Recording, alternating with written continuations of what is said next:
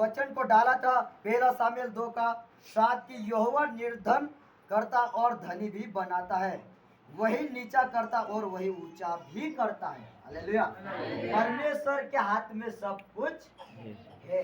Hallelujah.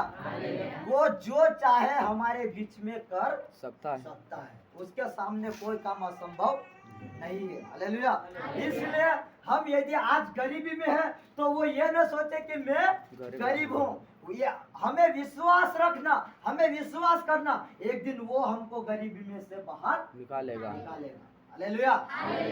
Hallelujah. यदि हम नीचे हैं तो हमको ये भी नहीं सोचना, हमें निराश नहीं होना कि आज लोगों में मैं नीचा हूँ, मेरा लोगों के बीच में खड़े होने की मेरी हैसियत नहीं। हमें ये सोचना नहीं। एक दिन वो हमें ऐसा बनाएगा कि वो लोग हमारे नीचे होंगे। हालेलुया। हालेलुया। क्योंकि परमेश्वर हर एक को ऊंचा उठाएगा। हालेलुया। जो परमेश्वर के ऊपर भरोसा करेगा, जो उसके ऊपर विश्वास करेगा, उसको वो कभी नीचा गिरने नहीं देता। हालेलुया। हालेलुया। कहता है मैं तुम्हें पूछ नहीं बल्कि मैं तुम्हें सिर ठहराऊंगा। हालेलुया।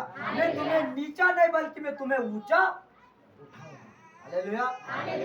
इसलिए हमें निराश होने की जरूरत नहीं है, हमें विश्वास करना। जो वचन हमको सिखाया गया, वचन हमारे बीच में जो बांटा गया, इस वचन के ऊपर हमको भरोसा करना है। हालेलुया। क्योंकि परमेश्वर का वचन झूठा नहीं है।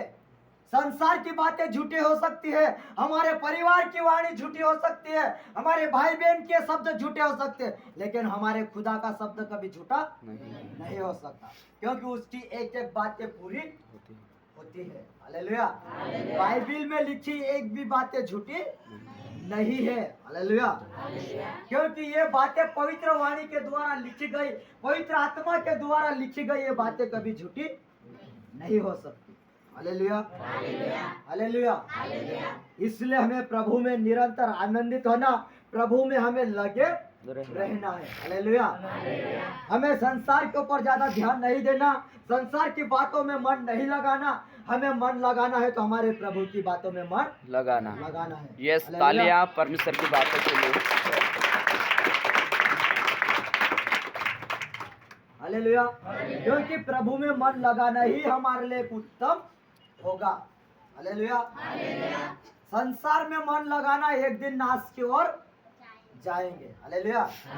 लेकिन प्रभु में मन लगाएंगे तो हमें एक दिन स्वर्ग में एक बड़ा अच्छा घर मिलेगा।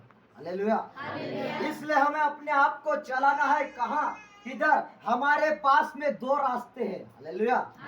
कितने रास्ते हैं? दो रास्ते हैं। हमको कौन से रास्ते पर चलना, ये हमको निर्णय करना पड़ेगा। क्योंकि प्रभु का मार्ग भी जब हम पहले तो नहीं जानते थे, लेकिन आज प्रभु ने हमारे पास उसका पवित्र मार्ग हमारे बीच में खड़ा कर दिया है। हालेलुया। संसार के मार्ग पर तो हम चलते आए थे, लेकिन जब संसार के मार्ग में थे उस समय में प्रभु ने हम पर दया किया और उसका अच्छा मार्ग हमको उसने दिखाया है। हालेलुया। हालेलुया।